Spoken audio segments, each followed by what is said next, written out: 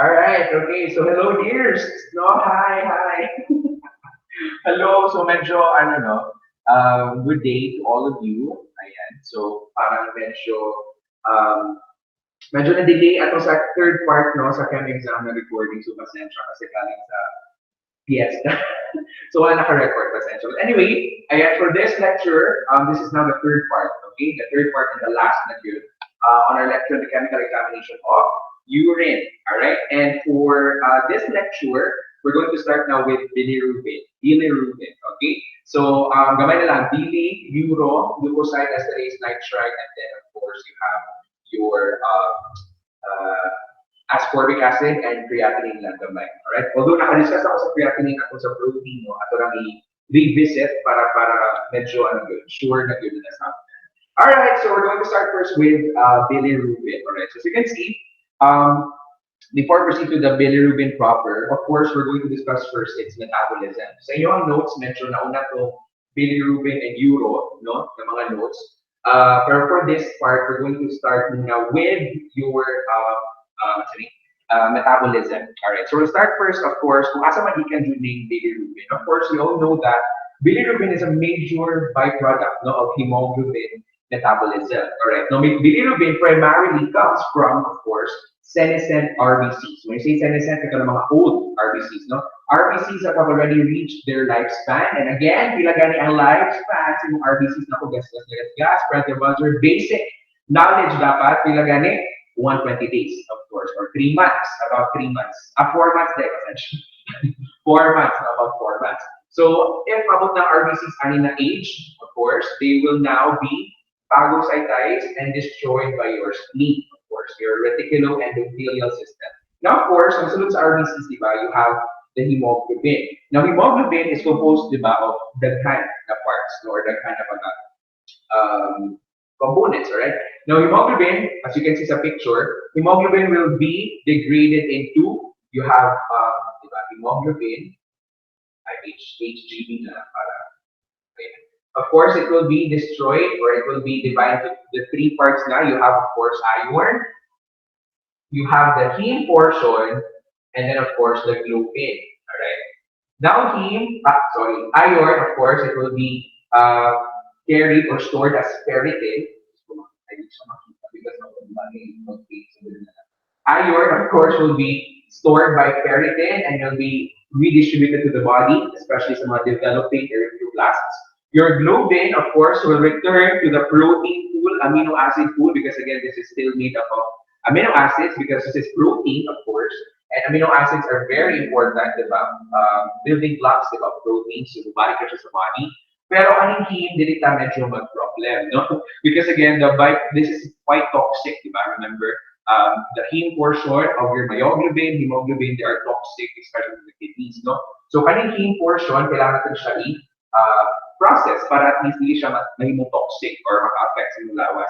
So what happens is heme, landaw lagay ko sa illustration, heme, of course, will be converted immediately by heme oxygenase, ayan, oxygenase, to remove, naman siya carbon, alright, to remove the alpha carbon of heme, and this will result in the production of CO2, alright, which will be expelled through the lungs, alright. Now, heme oxygenase, in this process, heme will be reduced or will be oxidized like to biliverdin. Ayan, as you can see sa illustration, pakipalo na lang, no? Biliverdin, heme, in the process or in the function of heme oxygenase will become biliverdin, so na-oxidate siya. But this biliverdin will be rapidly reduced by what enzyme? Biliverdin reductase. Wala dito sa inyong biliverdin reductase. Wala sa inyong illustration, pero take note. Biliverdin will be reduced by biliverdin reductase because of the light. But anyway, I hope clear that. Yeah. Biliverdin reductase, okay? And this biliverdin reductase will convert biliverdin to the first bilirubin, which is your unconjugated bilirubin, all right? So this all happens in your RES, no? In the reticuloendothelial system. Now this first bilirubin will then go out into the bloodstream, all right? Now this bilirubin, the unconjugated, also as your B1, B1. Unconjugated bilirubin, of course, it will reversibly bind to albumin. And because mobile just albumin, no, it will increase its molecular weight. So therefore, dako man siya, dili siya mag-filter sa kidneys. Alright? Aside from that, because dako po siya, no, na siya protein, it will not cross the important na mga cell membranes, kay dako iyang size, in a way protecting those organs and cell membranes from the toxicity of this bilirubin. Alright? So it will bind to albumin. Again, it's unconjugated, alright? Unconjugated bind to albumin, all right, and that is now known as your B1. Now this, of course, B1 will now pass the liver, right? Now in the liver, of course, conjugation happens. So what happens? What happened? What happens is matangtang ang albumin, as you can see here, again, bilirubin, all right? Bilirubin na lang ang mabilin, and in the liver, in the process or in the presence of the enzyme, glucuronidase transferase or UDPGT, uridine diphosphate, glucuronidase transferase. It will add glucuronic acid, all right, glucuronic acid to the bilirubin or unconjugated bilirubin. And it will now become bilirubin diglucuronide or bilirubin monoglucuronide. So either of the two or silang duha, they are referred to as the conjugated bilirubin. And this conjugated bilirubin, ano man siya tawag na conjugated, is because na siya glucuronic acid. I-conjugate siya, i-add, alright? So the conjugated bilirubin now is your B2, take note, diba? So again, B1, your unconjugated, okay? And of course, your B2 now is the conjugated bilirubin, alright? Conjugated bilirubin. Now this B2, your conjugated bilirubin, siya na ang water-soluble, alright? Now this B2, of course, will be released originally good, okay? Normally good sa bile, no? Sa ato ang gallbladder, of course. No, it will be incorporated into bile. That's why bile, bilirubin, diba? So bile comes from the word bilirubin, bile, bilirubin. So in the bilirubin, you have in the bile, you have already the B2, all right? Now, of course, during eating, all right, diba, bile is released, okay? And once this bile reaches the intestine, as you can see, the B2 will be deconjugated, all right, deconjugated, and it will become urobilinogen in the presence of bacterial enzymes. Okay, and this urobilinogen in the feces or in the intestine, it can be further processed by bacteria to become stercobilin and urobilin, or stercobilinogen and urobilinogen.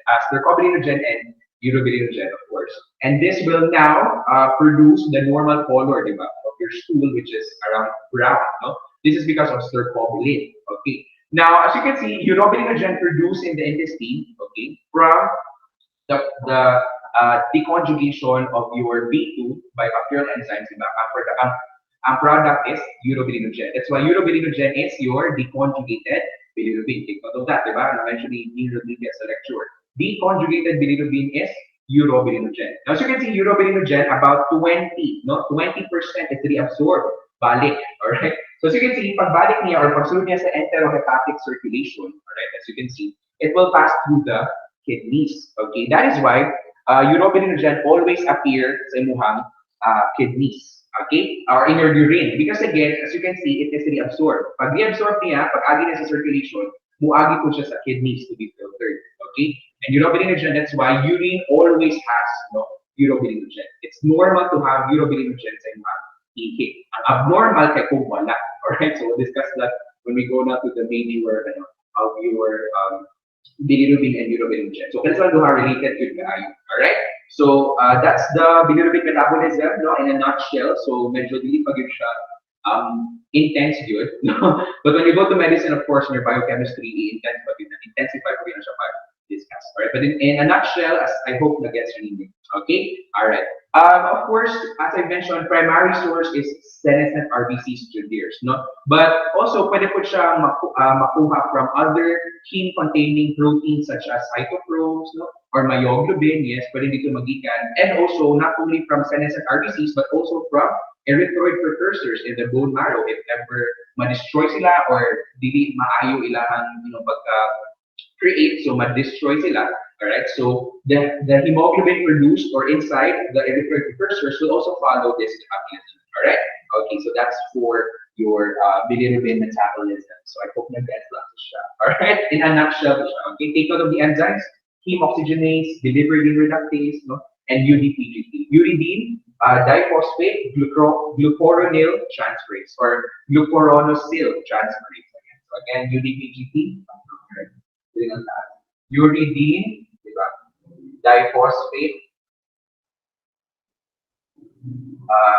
glucuronil or glucuronyl transferase. Okay. So that's PGT. UDPGT, that's the function niya is again to add glucuronic acid to your B1 and conjugate it para maging mo siyang B2. Okay? Alright, so that's the bilirubin metabolism in a nutshell. Okay? Ayan, so I hope na-get sana naman. Alright. Okay, sana klaro na po siya. Sumuka sa live. But anyway, alright, so that's for bilirubin. Now, I forgot to mention the ideas about Benz-Jones protein. Okay, so Benz-Jones protein, remember lang sa atong protein discussion. Ang Benz-Jones protein, take note, is an immunoglobulin, di ba? Defective immunoglobulin. Kaya naran niya kay mga light chains. So either kappa or lambda. Okay, the light chains of your antibodies are immunoglobulins. Now, take note that the major source or the major cause of the production of this protein is, of course, multiple myeloma. But, of course, aside from multiple myeloma, you could also see it in other neoplasms, such as lymphoma, no? Leukemia, tinana ng mga diseases. But majority good is coming from multiple myeloma. Now, take note, how do we identify? Of course, the main method good is electrophoresis, not serum immunoelectrophoresis, immunofixation electrophoresis. That's the best method good. But we can also use other screening tests. You have two. Number one is, of course, solubility, no? Solubility characteristics, observing solubility characteristics of your Benz-Jones protein, diba? As we have mentioned, if the urine of a patient excreting Benz-Jones protein will be cloudy or will precipitate, or will be cloudy or turbid at 40 to 60 degrees Celsius and will become clear at 100 degrees Celsius. Because remember that Benz-Jones protein in anayang solubility characteristics, it is insoluble, it will precipitate at 40 to 60 degrees Celsius, but it will be soluble or it will dissolve at 100 degrees Celsius. So that's the characteristics. Now another test is precipitation with toluene sulfonic acid. Take note. So TSA, no? Toluene sulfonic acid. So this is another test that we can perform for Benz-Jones protein. Toluene sulfonic acid. All right. So that's a precipitation test. So same siya sa SSA. So yan i-precipitate ang Benz-Jones protein. All right. So those are just other methods. So paki-take note na lang sa Benz-Jones. Okay. Ito ako ka-mention. Pasensya. All right. So now start with bilirubin, of course. So bilirubin, as we have discussed na in your metabolism, again, unsa na bilirubin. Unsa na bilirubin ang makitaan sa ihi na, oh my God, naku talaga, natabi ko talaga. What is the only form of bilirubin that can be seen in your urine? Of course, that is B2, conjugated bilirubin. Ano man, sir, of course, very self-explanatory because it's the only bilirubin that is water soluble.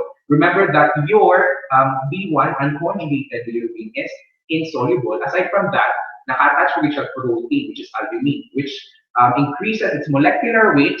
Okay, that's why, remember, di siya ma-filter sa glomerulus. Okay. All right. Now again, conjugated bilirubin is water soluble. It often indicates liver disease, no, early indication of liver disease. Because again, even if wala pa jaundice or wala pa symptoms, no, mugawas na ng bilirubin sa imuhang ihi. All right, if not liver disease. Now again, it's often detected long before, again, as I mentioned, the patient exhibits jaundice, so it's very significant. You know, when you detect bilirubin in urine, it's very significant. All right. Now, tea-colored or amber urine, Russian iced tea, or tea-colored with yellow foam. No, very characteristic ng yellow foam. So if you may agitate ang urine na medyo tea-colored or amber, tapos na yellow foam, beer brown, diba? Beer brown, yellow foam, then that is indicative of the presence of high concentrations of bilirubin. Normally, dears, urine doesn't have bilirubin or only trace amount of bilirubin, about 0.02 mg per dl. Okay? Mura na yung amount, 0.02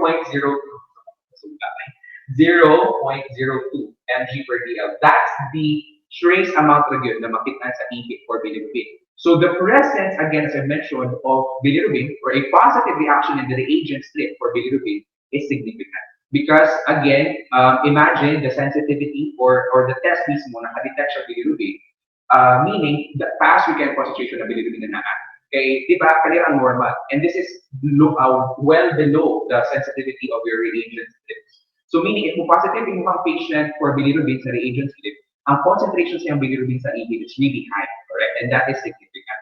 Okay, very significant. Because normally in annual na levels ang nasa ihi. Okay, all right, ayan, sige. So that's for bilirubin. So again, ano lang, divide na ako ang drawing para ma-refresh sa metabolism. Okay, so I hope that gets on track with metabolism. All right. Now, again, what is the clinical significance? Of course, alam niyo na. No, it's really pointing to liver disorder.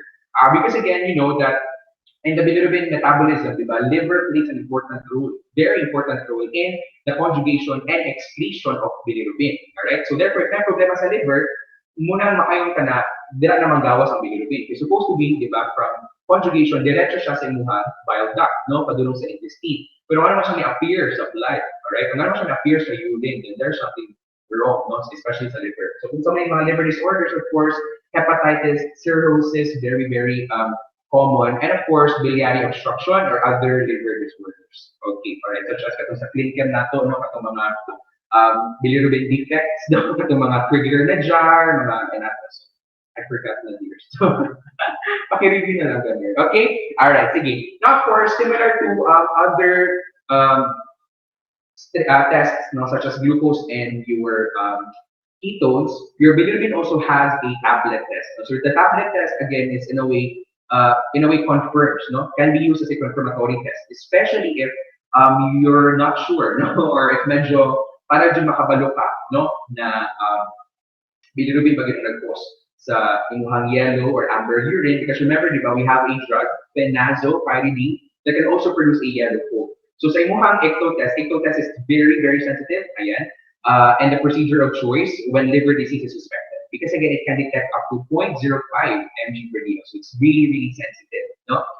So if ever negative ka sa reagent strip for bilirubin, you may perform the ecto test, ayan, para to make sure lang yun, no? Especially if the patient is really exhibiting liver disorders, pero negative pa siya sa reagent strip, it could be that the reagent strip wala pa na-detect ang concentration na nasa mong ihi for bilirubin, kaya medyo gamay pa, no, ang nasa ihi. So it's best to perform the ecto test because it's really, really sensitive. Okay, so that's the tablet. Ang ecto test follows the principal Japon of reagent strip, so same reagent. And what are the reagents found in the tablet? You have para-nitrobenzene, diazoxime, para-toluene sulfonate, sulfosalicylic acid, SSA, sodium carbonate, and boric acid. The positive result is blue to purple color. Any color outside of blue to purple, that is considered negative. Red, white, any color outside of blue to purple, that is considered negative. Okay? Alright, sige. So here's an example of your ecto test, no? Procedure adheres kanang mat, no? That's a special mat, no? MAT, no? Special mat na siya, in which pagbutan mo sa urine, mo drop pag 10 drops of urine, am I right? 10 drops of urine, yes. 10 drops of urine is added to the mat. What happens is, ma-absorb to other substances sa mat, pero ang bilirubin, mo stay siya sa surface. So, diba? So, na siya ka-special. Sana all, no? So, ang mat, sa imong ecto test again, pag drop mo sa urine, again, the bilirubin will stay at the surface because of its mga special characteristics. If ever pag yun na pa yung interferences, no, from drugs such as phenazopyridine, you may add water lang, mga pila ka drops of water to remove the interferences, no? So, after urine, pag drop mo sa mat, no, you may add water, konti lang ng mga drops, to remove the other interferences. Now, after you do that, you then add the tablet, alright? And after 30 seconds, you check for any color. Again, what is the positive result? Blue to purple. Any color outside of blue to purple, that is considered to be negative. Alright? Take note of that. Alright? Okay, now we go on to the reagent strip principle for bilirubin. Again, what is the how long is the reaction going to take place? 30 seconds. All right. So what is the principle? It's the diazo reaction. So what happens is, of course, bilirubin.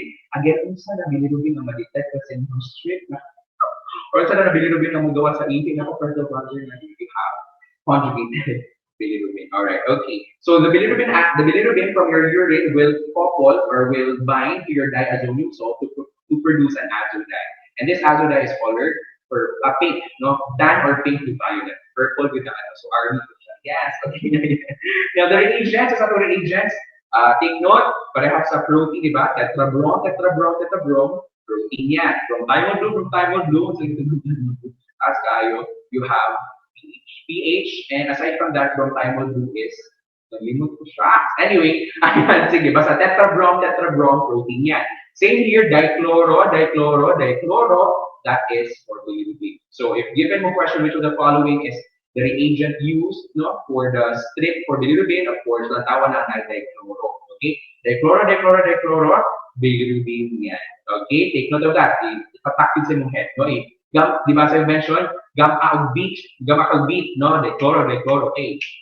Bilirubin yan. Ganun. Okay? Okay. Now, what are some of the interferences? Of course, you have false positive, you have highly pigmented urine, such as when taking drugs, phenazopyridine. Because you mentioned, phenazopyridine can also produce a yellow foam, no? So, if pigmented ang urine, pwede siyang makamask, no? Sa imuhang color, pwede mo produce siya of color na same sa imuhang positive result. So, false positive.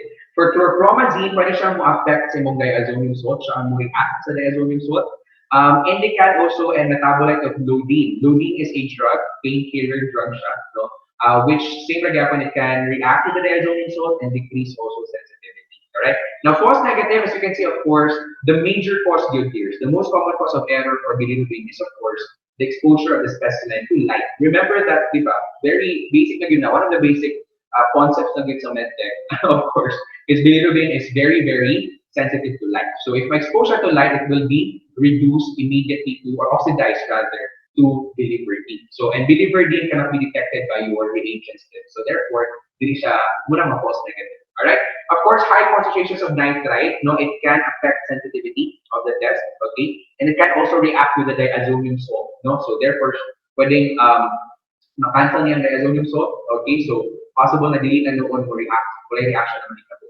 And of course, ascorbic acid at greater than 25 mg per DL of concentration. So same principle with nitrite, it may react with diazonium salt, therefore ma-cancel out na, wala na reaction na produce, and if na magani reaction, the product is colorless. Okay, so muna siyang false negative. Okay, so that's for the bilirubin reagent strip. The notes, of course, positive ni mo is violet.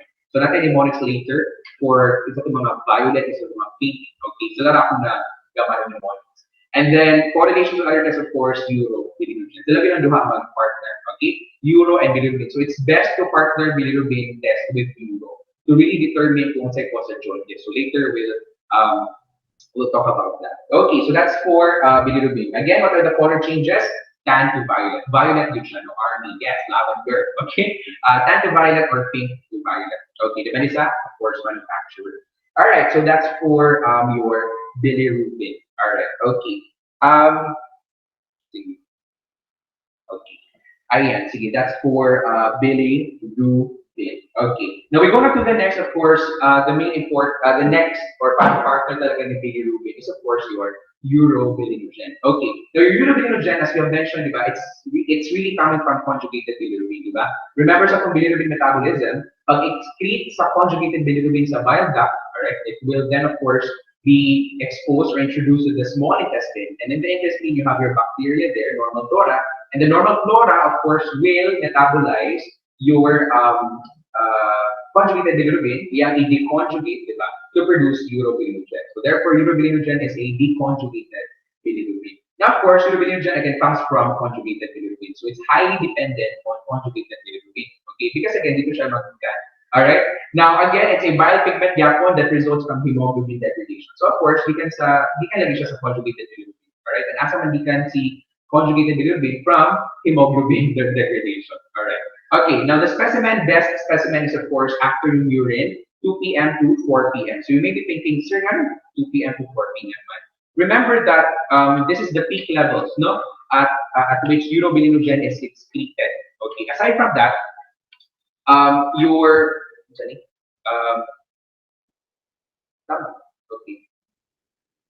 Okay, all right.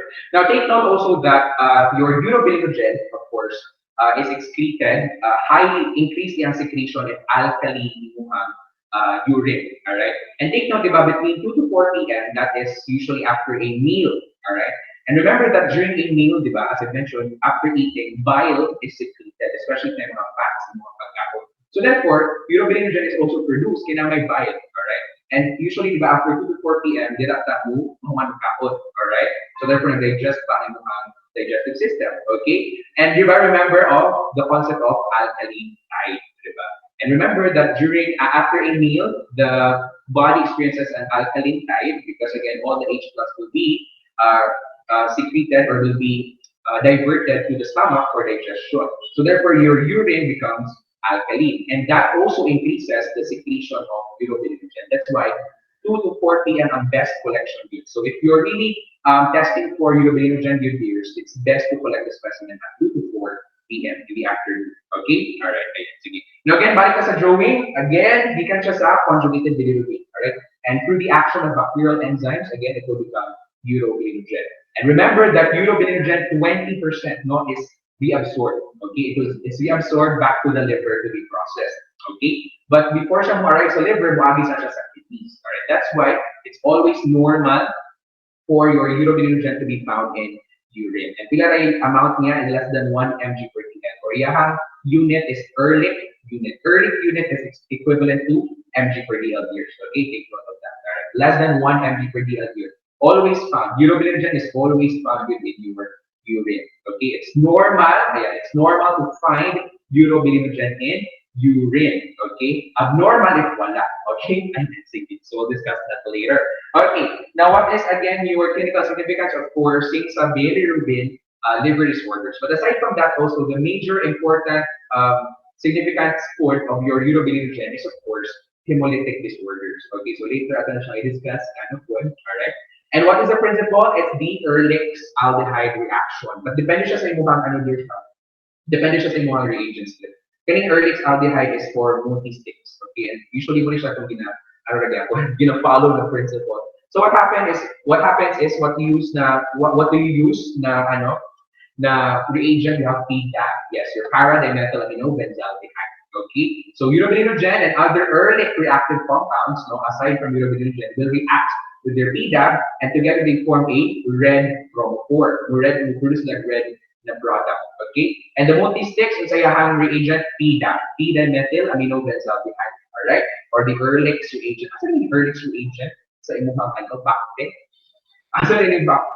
Para ano yung Ehrlich's reagent sa imong bakte? You have sa test. No, sinasabi ko talaga. Ehrlich's reagent. So you have, diba? If I'm not mistaken, you have indole. Oh my God, ako back to memory niya. Am I right? Indole. Ehrlich's reagent. Indole. Indole ba? Yes, tama. Indole. Okay. Oh my God! How about that? Anyway, indole ba, diba? So same reaction here, same reagent here, PDAB, correct? That's for multi-sticks. But for chemistry, as you can see, there's mas mataas, no? For methoxybenzene diazonium tetrafluoroburate. So it's really specific for urobilinogen. So that's why, if you want to be specific for urobilinogen, for the reagent strip, you use the chem strip. Okay, but usually multi-sticks ito ginagamit. So that's why it's still ang ginagamit ko diyan for principle is Ehrlich's, no? So very simple lang, it uses PDAB, alright? So reacts them together to form a red chromophore or red product. Okay, now interferences, of course, false positive is Ehrlich reactive substances. So isa man sila. For urobilinogen, indican, methyl dopa, protein, sulfonamide, para-amino, salicylic acid, and chlorpromazine. Ayan. So take note. Indica na adila tama. So indole test ni siya sa mga bacteria, Ehrlich's reagent. Okay, bacteria. Alright, ayan, sige. So these substances, they follow, no, or they react also with PDAB. So that's why ang mga multi-stick is not that specific. Okay, possible na ang positive result ato, it's not because of urobilinogen, increased uro, but because of other Ehrlich reactive substances. Correct? Ayan. Aside from that, of course, pigmented urine by taking phenazopyridine. Because again, pwede mo mask ang color, no, produce a color similar to the positive result. So that's why false positive. False negative, of course, old specimen. So similar gapon siya with your bilirubin. No? For bilirubin, mostly the common cause of error is from specimen degradation. Okay? Because again, of exposure to light. So both of your bilirubin and urobilinogen are very sensitive to light. Alright, that's why they are unstable, especially when exposed to light. So madiretso sila o pas sila pag-convert to their product niya, nadili na siya ma-detect sa strip. Okay, alright. And of course, preservation in formalin and high concentrations of mentioned. So these substances may affect the diazonium salt. So therefore, wala reaction right now. Alright, okay, so that's for your urobilinogen. And again, same siya with bilirubin. Ayan, what is the correlation? Asa siya correlate, of course, as I mentioned, it's really best correlated to your bilirubin. Silang duha ng partner. No, sana all. Ayan, okay. That's for your urobilinogen reagent strip. Wait lang, here's the charge on the tank. Okay. All right, so that's for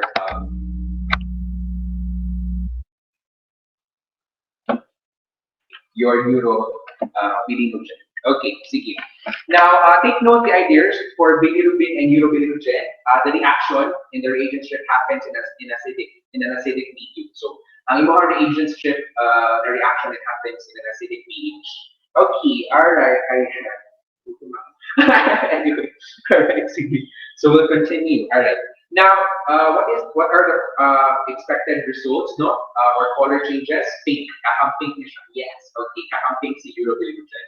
Okay. Ayan, sige. So sila na mga pink, later na kay last na pink. No?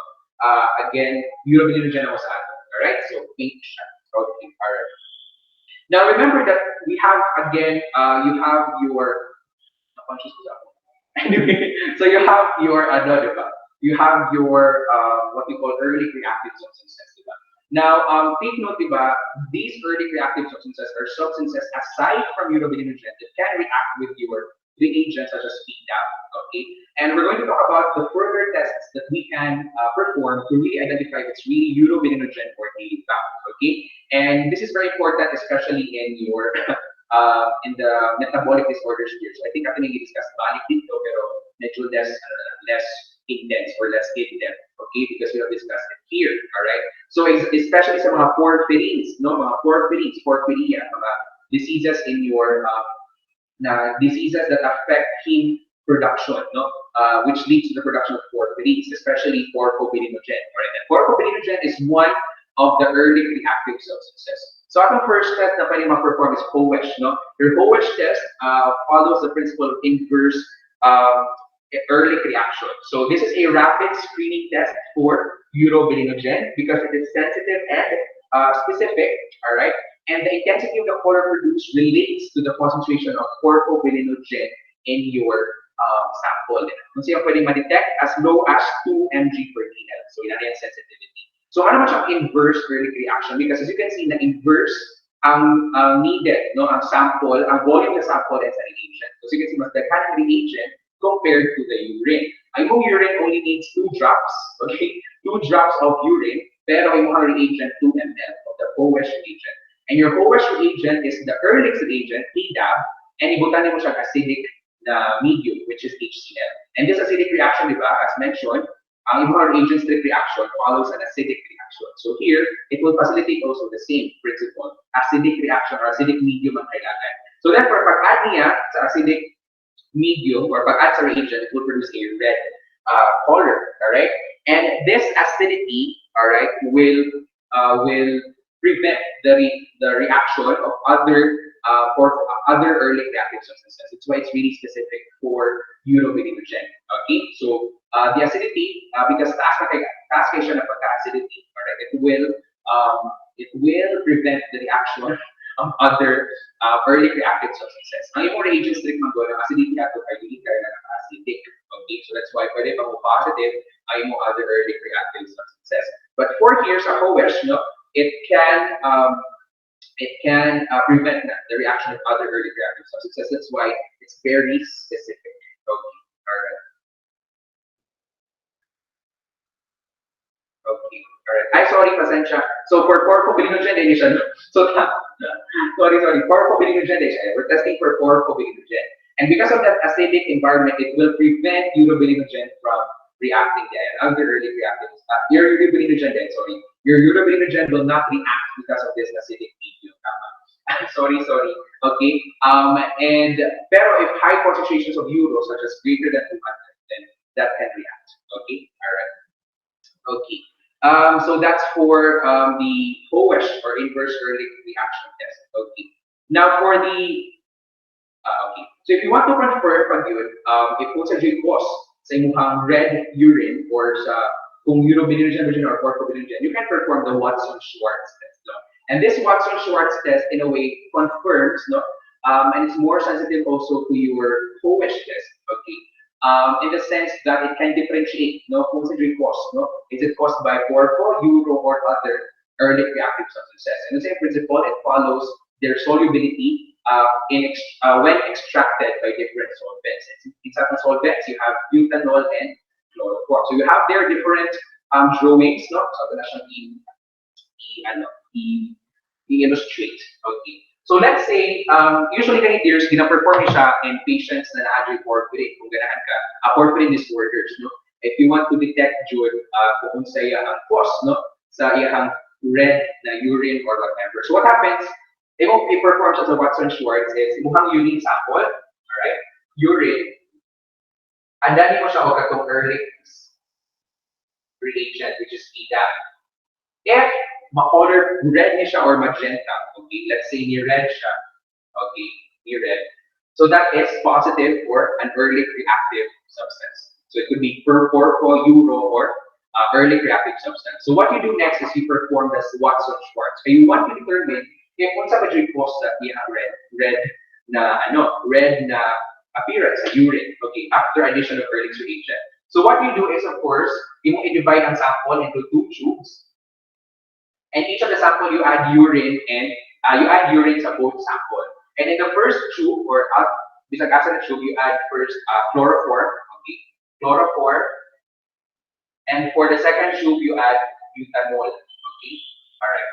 Now what you do is, of course, nani siya urine na mga ihip, and then you add chloroform and butanol, alright. So what you do is mo siya i-shake, alright, and then let it stand after pila ka minutes. After letting it stand for pila ka minutes na yung mga layers na mag-form. Okay, now take note, for layers form sa chloroform, the chloroform is heavier kaysa sa urine. Ang U dira meaning urine. So ang urine is UR nasa taas and chloroform nasa ilalo. Take note that chloroform is an organic solvent, so mas heavy to siya. Compared to butanol, butanol is polar, alright? So medyo lighter siya compared sa imuhang urine. Ayan. So muna siya imuhang expected layers form after adding the solvents. Okay. Now take note, asa naman yung mga color, bakit mga color dyan? Okay. Now it's because of the extraction of your early reactive substances based on their solubility. For urobilinogen, anong red? Kung asa na ay red, meaning na-added ko ang early reactive substance. So therefore, for urobilinogen, as you can see, red sa butanol and sa chloroform because it will be extracted both at chloroform and butanol na layer. That's why more red siya sa butanol and sa chloroform because dito na siya mapadulong, dito siya soluble, ma-extract siya together, no, from the urine. Okay? That's for urobilinogen. Another, for porphobilinogen, as you can see, ang porpho, it's not soluble, take note of that, it's not soluble or not extracted by both butanol and chloroform. That's why, kabantay mo, ang red ay nasa urine lang, U, di ba? So meaning, wala siya na-extract sa both solvents. Take note, very important, that's the characteristic of porphobilinogen. It's not extractable, it's not soluble by both butanol and chloroform.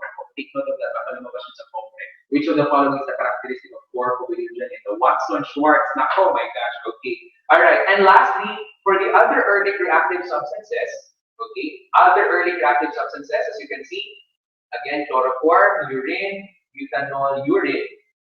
As you can see, unsay characteristic, it is only soluble in butanol. So therefore, red siya sa butanol, pero sa chloroform, hindi siya ma-extract. And that is the characteristic of other early reactive substances. Okay, take note.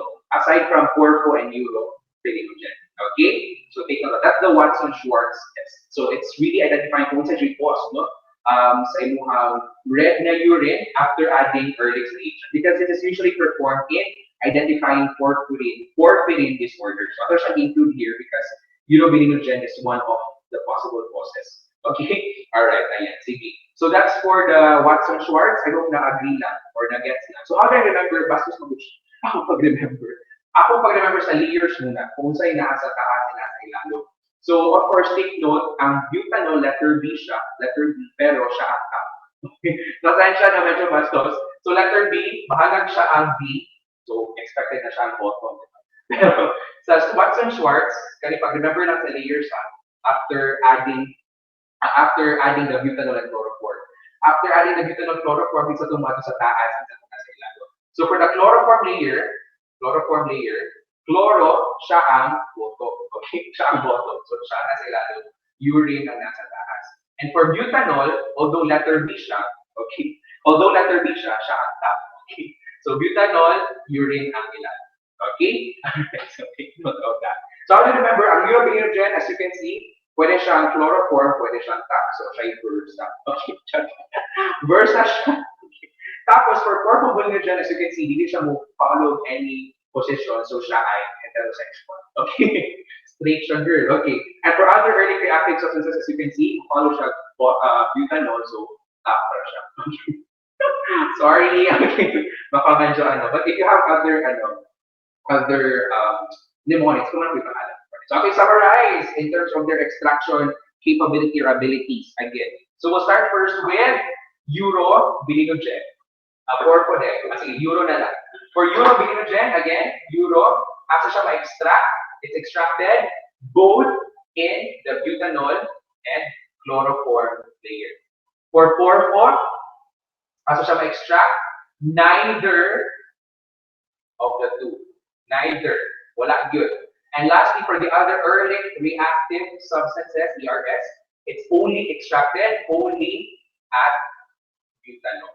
Now, please take note of this here. Talaga very important.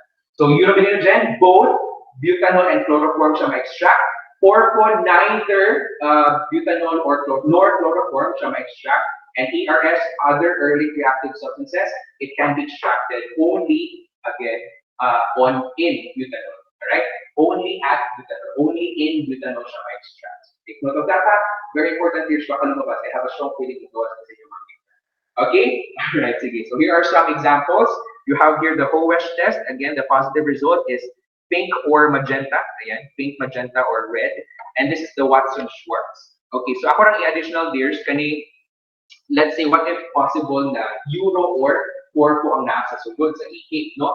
What if both of them? So therefore, of course, makombine ang principles or makombine ang solubility characteristics. So let's say, what if mo ang duha ka tubes after adding butanol, chloroform and butanol, diba? So this is urine, bottom si C, top si butanol, urine. Okay. Diba? Ayan. So what if after extraction, reds lang tanan? Reds lang tanan. Okay. So that would indicate the presence of both uro or porpho. Remember that uro can be both extracted as butanol and chloroform. That's why red sa chloroform, red sa butanol. Remember that porpho is neither extracted. Munang red sa urine or red sa both layers sa urine in the two tubes. Alright? So here, a possible ani is uro or porpho ang sulod. Alright? Now what you do is, imuhang mukuha ka sa ka-tube, kaning sa urine chloroform. Pwede mo siya i-further extract pag yun. Alright? To add more chloroform. And if mo color na gani, sa red na lang ang color, and then ang urine can clear na, it indicates na possible daghan ra kang urobilinogen. Excess urobilinogen. Okay? Kaya pag add mo additional chloroform, mas nawala na siya. Meaning, the cause of the readiness or the cause of these two tubes appearing red yun sa tanang layers is because of excess urobilinogen. Meaning, pag extract niya diri sa chloroform, supposedly sa chloroform mag siya. But because too much iyahang concentration, ang kanin sa urine, red na gyapon kay daghan kay uro ang naa. Likewise with sa butanol, di ba? Dapat sa butanol ra siya ma-extract, dapat sa butanol ra na ay red. But because excess ang concentration sa urobilinogen, kaning urine po kay daghan kayo pang nabilin na urobilinogen sa urine na layer. Okay? So pag further extract niyo siya sa chloroform, alright, na clear naman ang urine, it means lang yun na too much ang urobilinogen. So you need more reagents, alright? And it's not because of porphobilinogen. Okay? Alright. Pero let's say if ever lang wala din siya na clear, alright? Let's say lang pag add ni mo ani tapos ang chloroform ang ni clear, ang urine kay red yapon, it indicates porphobilinogen. Remember that your porphobilinogen is not soluble or is not extracted at your chloroform layer. Okay? So let's say lang, no? Let's say pag add ni mo additional chloroform, di ba? What if sa chloroform layer kay clear pero sa urine kay na red, di ba? So it would indicate the presence of 4-phosphobilinogen. Because remember that 4-phosphobilinogen is not soluble or extracted using your chloroform. Okay, so I hope I guess that. And Watson-Schwarz. Okay, so yes, that's for the Watson-Schwarz. Again, usually used talaga dears for your usually used for feeding disorders, no, sa mga especially infants with deranged, no, or mga defective na mga heme production, no, or heme production, like itong mga porphyrins na mga production. Alright. So here's an example, dears. Sige. Ayan. So letter A, muna siyang pasabot na urine sample, gibutangan mo early stage. Di positive siya, pink, magenta, or red. So you subject that to extraction with butanol and chloroform. So the resulting result is letter B and letter B. No, ang tube 1 is chloroform, hindi gamit. Yes, chloroform ang tube 1, and then tube 2 ay butanol. Sige daw, okay. So unsay cause, unsa daw ang muna result sa layers, unsay cause sa mukhang red or pink magenta na urine initially. Let's see. So, hindi na ako answer karon when we go mag-meet ka ako ni question. Alright? Okay, so unsa nagay cause na shock. Na red sa upper, na red po sa lower layer. So the guy. Alright, so muna siya ano there's like concrete example of the Watson-Schwarz. Okay, alright, so that's for the Watson-Schwarz tests. Okay. Alright, now we go now to what is a summary of both bilirubin and urobilinogen. Because again, we need to they are both partners talaga. They're really correlated with one another because of their significance. Alright. Now what is the significance of the two? So primarily it's because of your liver disorders. Okay. Now remember in your clinic chem, we already know that there are three primary types of jaundice. You have pre-hepatic, hepatic, and post-hepatic. So we say pre-hepatic before the liver. No? So same siya sa pre-renal, proteinuria,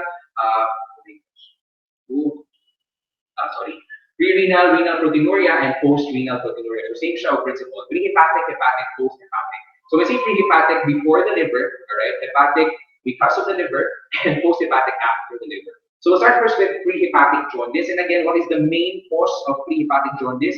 Hemolysis, no? Extravascular hemolytic disease, meaning it's hemolysis produced by the increased destruction of RBCs by your RES, especially by the spleen. All right, and of course, remember that dila magsugod ato ang bilirubin production, diba? So remember, in blood, sa atong blood, it's may increase. Of course, increase ato ang B1. Remember that in hemolysis, diba, hemolytic disease, or in the bilirubin metabolism, pag-digest or pag-phagocytize sa spleen sa yung RBCs, diba, they produce first is B1, the unconjugated bilirubin. So sila increase, okay? So ano naman dili increase ang B2 ani? Remember that ang problem is hemolytic, no, disorder. Imong liver is working properly, okay? So ma-process na niya itong mga unconjugated bilirubin, alright?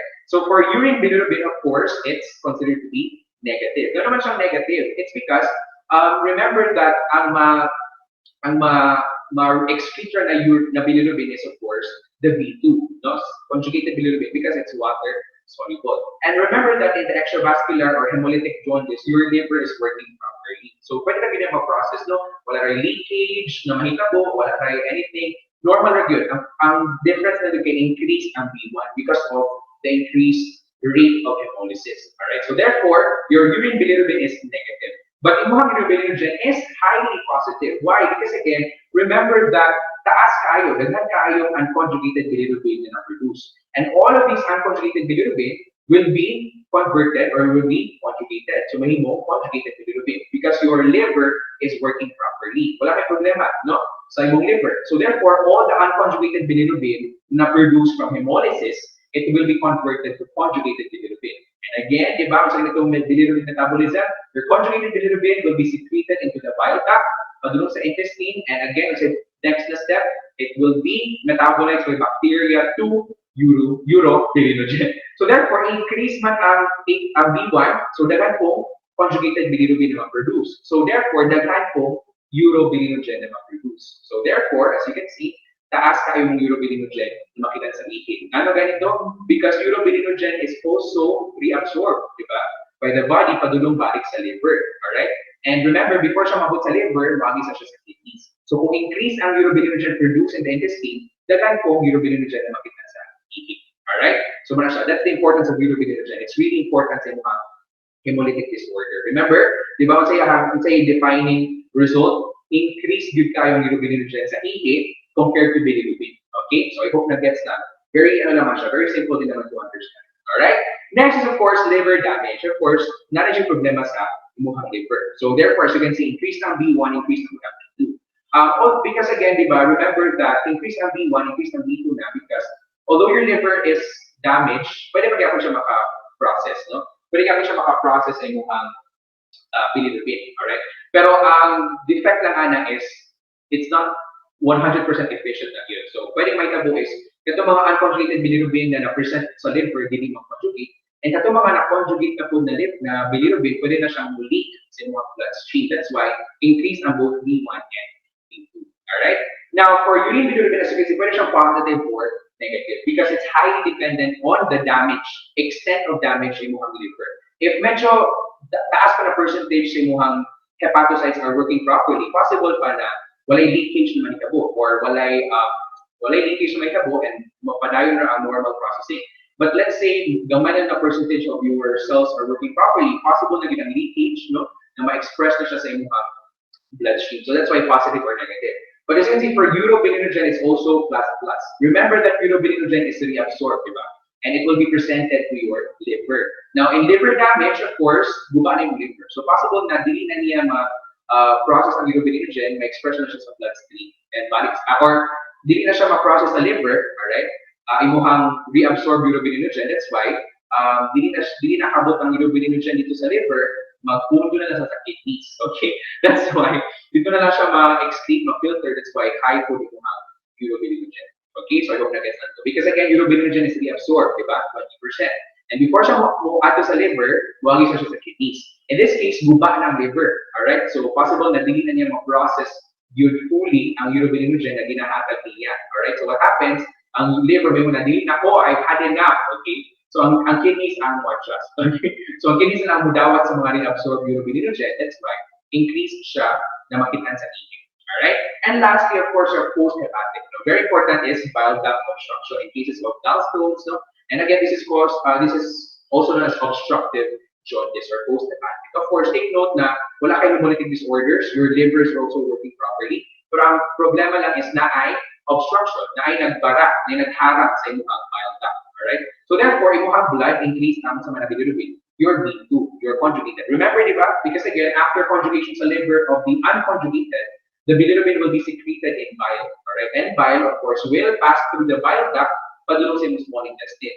Now, in cases na obstruction sa imuhang bile duct, of course, dili kaagi imuhang bile. So therefore, mo regurgitate, mubalik siya dito, no? And it will be expressed as a bloodstream. That's why we increase imuhang B2. So for your urine bilirubin, ayan, same gapon natin. Remember that your conjugated bilirubin, ayan, na may gabara sa imuhang duct. So what happens is pwede siyang mo regurgitate, mubalik, no? Mubalik, sana ko, mubalik siya. And therefore, pwede siyang accumulate, pwede siyang magawas na sa imuhang bloodstream. That's why it can be expressed also in your kidneys or in your urine because this is conjugated bilirubin. It is B2. And what did we say? Your B2 is very water soluble. So siya ang ma-detect sa imuhang ihi. That's why makita siya sa imuhang urine. So ang positive yun, yung positive imuhang bilirubin, no? As a more reagent strip, and that is your B2. Take note of that there. Stick with B1. Okay? Alright. And take note for urobilinogen, it's normal. Although you're saying na supposed to be dapat, ano gini siya? In general yun, in the intestine, your urobilinogen is decreased. Okay? It's really decreased because remember, wala na yung source sa urobilinogen, which is conjugated bilirubin. But take note sa ihi, it's still normal. Because your reagent strips, take note there, take note, the reagent strips for urobilinogen cannot detect the absence or deficiency of your urobilinogen. Because bahala din sa reagent strips, less than 1 mg per dl of urobilinogen is considered normal or it's reported as normal. That's why ang reporting sa imuhang urobilinogen is usually concentration normal, no? Normal, and then concentration na decrease. Pero kung decreased, wala yun siya reporting or hindi siya ma-detect sa imuhang reagent strip. That's why, in terms of determining bile duct obstruction, imuhang urobilinogen cannot be trusted. Okay? Because again, your reagent strips cannot detect the absence or deficiency of your urobilinogen. So, of course, hindi magbuol. Napay other source kung asa na ito makita. Asa man. sa imong stools. Remember that your urobilinogen contributes, di ba? When further metabolized by bacteria, it will become stercobilinogen. And this stercobilinogen further pag yun ma-metabolize to become stercobilin. And this stercobilin contributes to the normal color of stool. So in cases of bile duct obstruction, of course, very important characteristic, your stools are described as acolic. Okay? Acolic. Diba? Acolic. Colic meaning bile, di ba?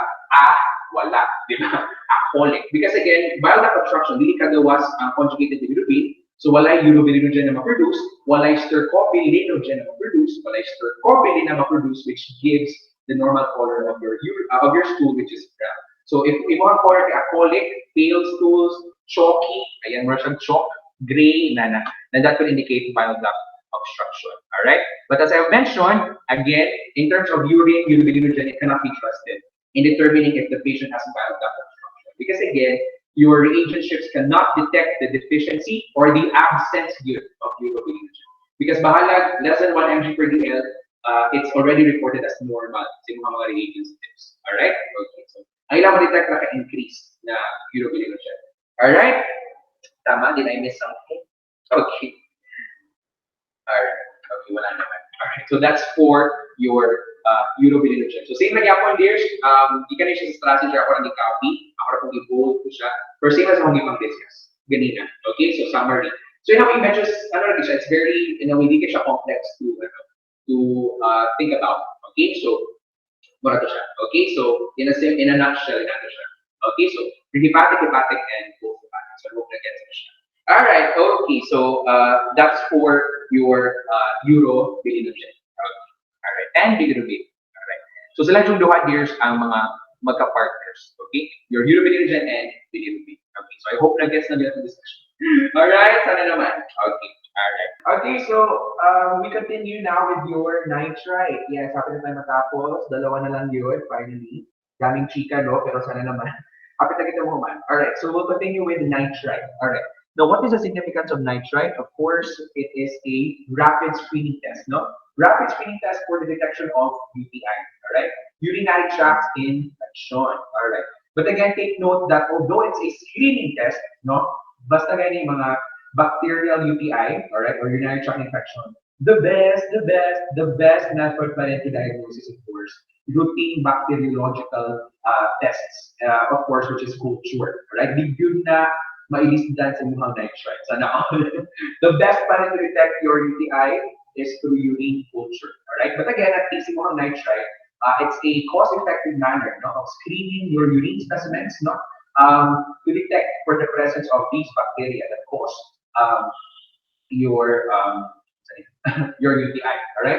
Now, nitrite follows a principle that your bacteria, especially those causing UTI, they produce an enzyme known as the nitrate reductase or nitroso reductase. All right, nitrate, which is normally found in urine from the food that you eat, all right, will be converted to nitrite by this enzyme that your bacteria secrete.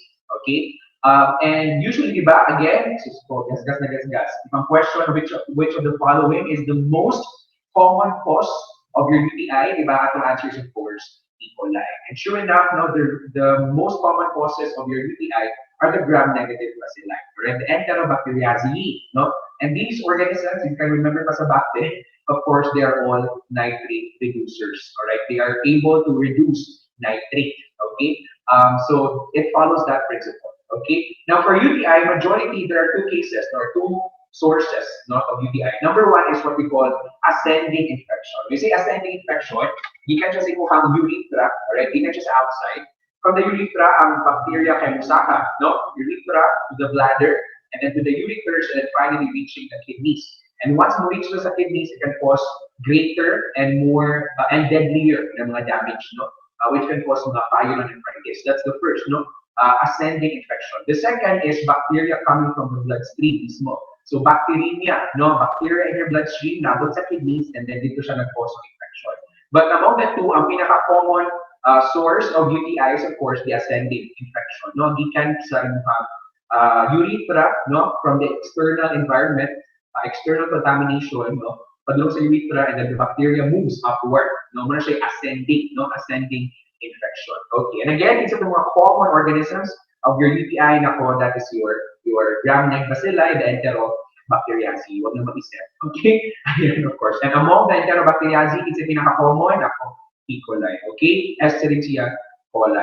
Alright, that's why yung mga dahil mga ano no, mga family members ko, common juga yung sa family members, even sa ako ang family members ko.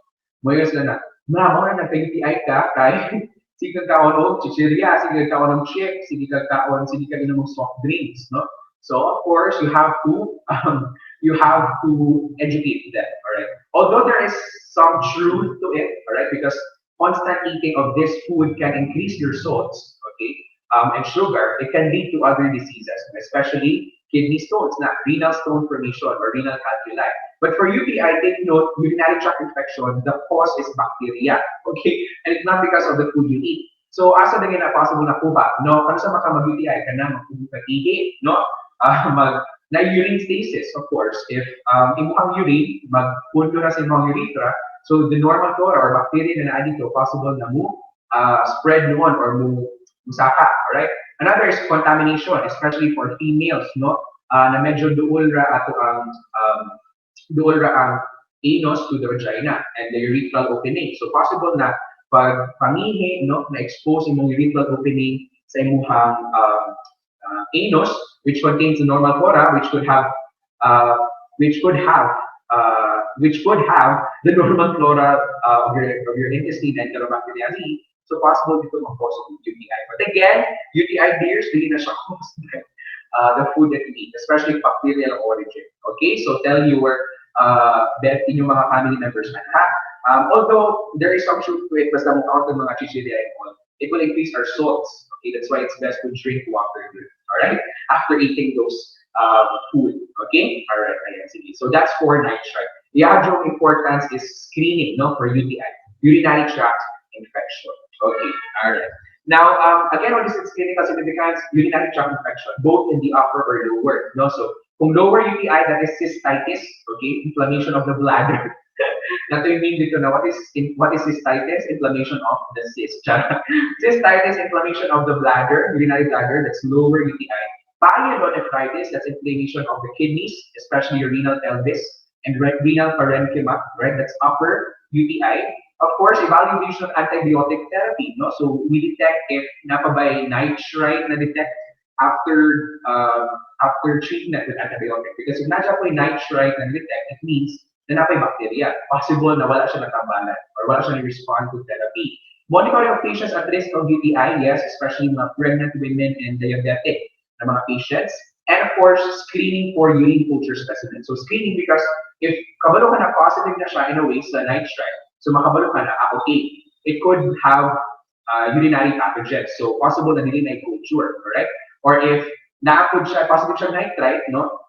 Pag butang mo sa culture or pag culture mo, na naka-expected results na yung mag-think, okay, that kung mga possible group, if culture din siya, alright? So it's primarily used for screening din siya. But at least it's rapid, no, screening. Para at least pala, if positive na din siya, makabalo na ka na, okay, there is the presence of bacteria that may have caused this UTI. That's the convenience, no? That's the significance of it. It's rapid screening, so pas-pas na kadaan, maka-diagnose sa patient, no? Depende sa doctor, kung saling na siya sa nitrite na result, pwede na siyang i-diagnose sa patient, matagin na tayong tama.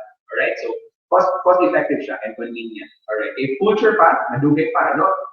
Grow pa siya, after 24 hours, i-isolate pa na siya, then i-test na pa ng antibiotics against the organism, isolate that if na-sensitivity na test, so madugay po yun. Alright?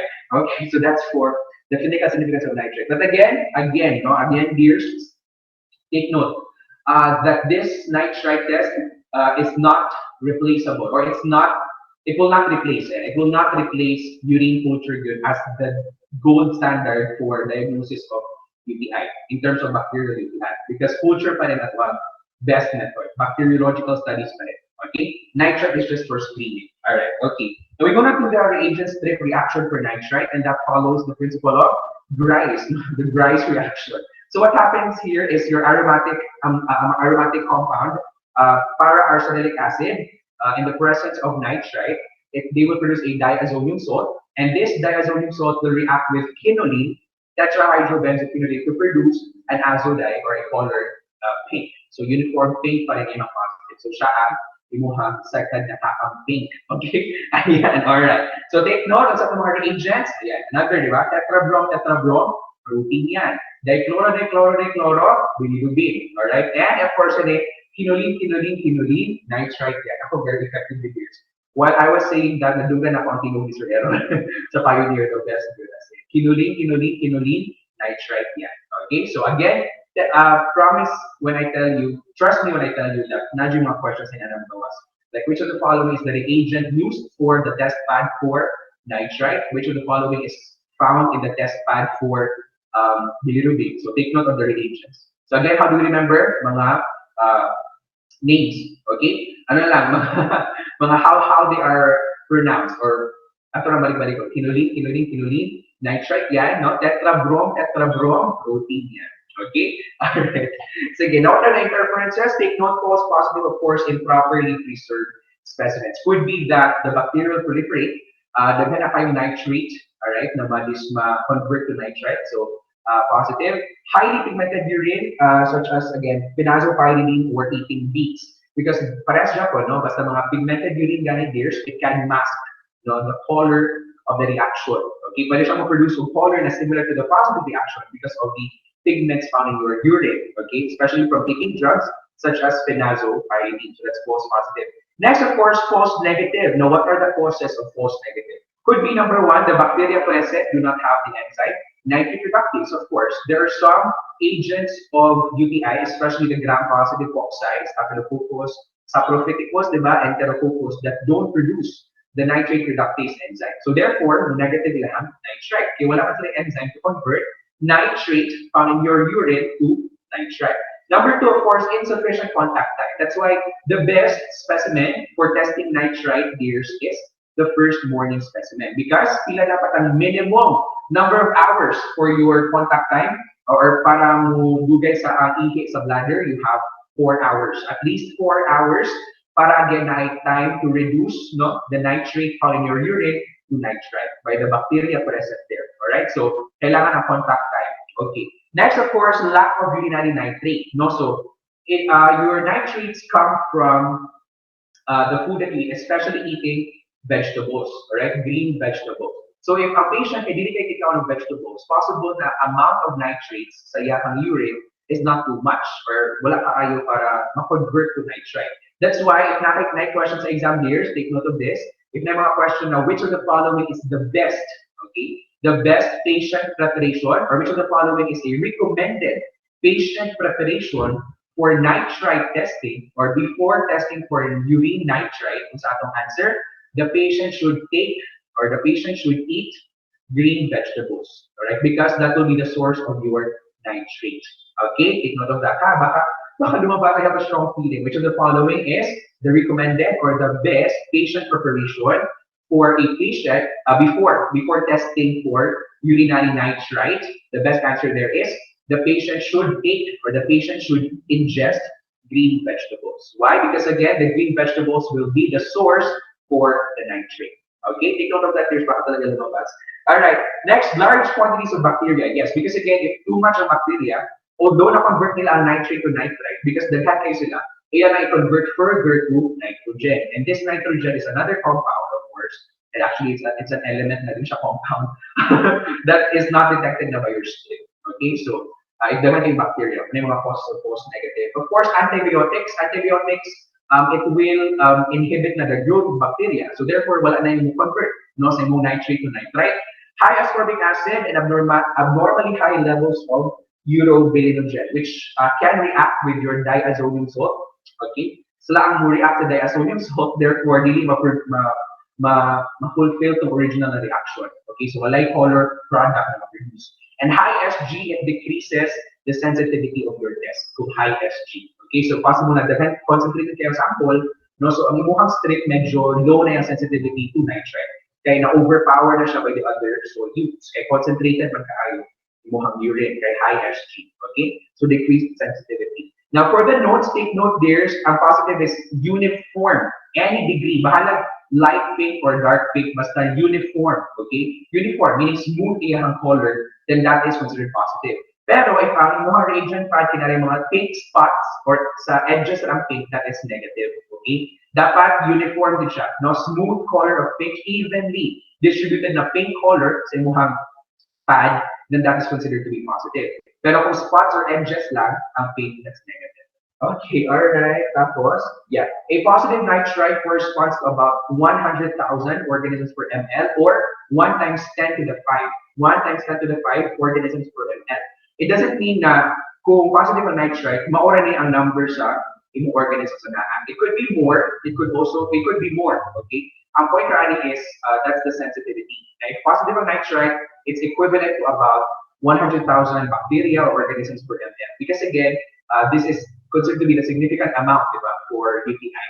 If you can remember sa bacteria, urine culture, diba, ang 100,000, usually, na bacterial count, siya ang significant. Muna, remember sa urine culture, quantitative ang urine culture because it's through quantitation that we can determine the significance of the result. No, maybe it's just contamination lang, it's not really infection, pero in terms of quantitation and other characteristics, we can establish if the urinary tract infection is really significant or delayed. Okay? Alright. That's why quantitative in urine culture. Remember that, diba? Sa inyong bacteria. Okay. Again, most common cause of UTI, this is from Brunzel deers, is of course E. coli. Followed by Kinsa, Proteus, then Enterobacter, and then Klebsiella. That's about the Brunzel. So Brunzel ako naglantaw. But very common with deers or very established na yun. It's a pinaka-common cause. Wala nang iba kundi si E. coli. Huwag na mag-isip. Okay? Pero, if ang question, ayan, balik ko sa physical exam or introduction, ang question nato kay, it is one of the most common causes of UTI, or the patient exhibits UTI, alright? Pero yung catheter kay na purple staining na nakita, so therefore, manarrow down ang choices to, kinsa to, Klebsiella and Providencia, because that's from Strassinger. Si Kleb o si Providencia due ang established na purple staining sa catheter bags of patients exhibiting UTI caused by these organisms. I think napunto yung Proteus to some extent, pero nalink ko kung asan ako siya nabasa. Alright? Pero pwede ang Proteus. Pero if you have to choose, Klebra yun o Providencia. Okay? Take note of that. Basta na purple staining sa catheter bags, then you have to choose Kleb or Providencia. Okay. Alright. Now, correlations with other tests, of course, protein, leukocytes, and microscopy. So you have to look for bacteria, alright, using leukocytes. Okay. Okay. Alright. Sige. Huwag i-check ang dali. Okay. Tama lang yung pang-ingon. Okay. Para mas niya na kayo sa'yo na ma-ingon. Alright. That's for nitrite. Okay. Nitrite, again, it's important is for UTI. Screening yun. Rapid screening test for UTI. Alright, now your nitrite, again, what are the expected results? Pink. As you can see, uniform. Any degree, bahalag light or dark, basta uniform degree. No? Uniform pink, bahalag unsa na degree. Light pa na siya, moderately pink, or dark pink, basta uniform. Wala yung mga spots, wala yung mga ends, wala yung mga uneven na color, then that's positive. Okay, alright, so nakang pink na siya, yes. Together with nitrite for evaluation of UTIs, of course, leukocyte esterase. No? For leukocyte esterase, it follows a principle that your leukocytes produce an enzyme known as esterase. And this esterase is usually secreted by their azurophilic granules. Alright? And it's one of the mga white blood cells na produce ani. We have the granulocytes, then the basophils, eosinophils, and neutrophils, and of course the monocytes, macrophages. Aside from that, other organisms na pwede or other cells, you have the histiocytes and also trichomonas. Okay, sila na mga possible na release of esterases, but never lymphocytes. Alright, so dito ma-detect ang mga lymphocytes din. Alright. So usually the clinical significance is a positive result is mostly accompanied by your bacteria, because again, we're relating it with UTI.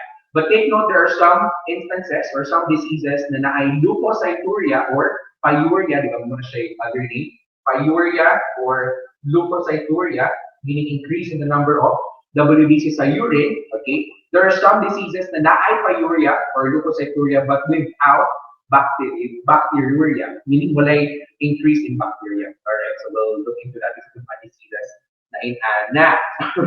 Okay. Okay, alright, thank you. Okay, take note also the ideas I forgot to mention that the reagent pad for nitrite still reacts or still reacts in an acidic medium. So acidic pH di ako nila reaction when it comes sa reagents. Okay, alright, sige, that's for leukocyte esterase. Alright, now again, clinical significance, bacterial and non-bacterial UTI, inflammation of the urinary tract, and screening of urine culture specimens. So that's why for screening urine culture specimens, you use both nitrite and leukocyte esterase together, okay? Because that will indicate if kailangan pa ba siya i-culture or dili na. Alright, so do that, okay. Although it's not necessary din naman, if makadawat ka urine for urine culture sa bacteria, proceed na to culture. You don't need to like test it pa for reagents din. Because the fact that the second urine for culture, it means the doctor should be suspecting of bacterial infection. So you don't need to, mas makayo ka ba sa internship na, you want to Sir Mark na kailangan pa rin siya i-test for leukocyte esterase and nitrite. Hindi ka naka sa micro na section yan. Yung pa yung ginaot sa CF. Lataw ang request form, years pa rin ha. Kung si request, dito mo i-follow. If dimension ito na urine culture, diretso na. Okay? Pwede na ka mo diretso because it's in the mindset already of the doctor na they're really suspecting of bacterial origin and di na sila ganahan of screening, diretso na dahil sila o confirmatory through culture. Okay? Pero if sa urinalysis, makadawat ka, then many results, it could indicate a possible screening test lang for UTI. Alright? And discretion as a doctor yun, if makita siya sa result na, hala, possible siya nitrite and leukocyte esterase.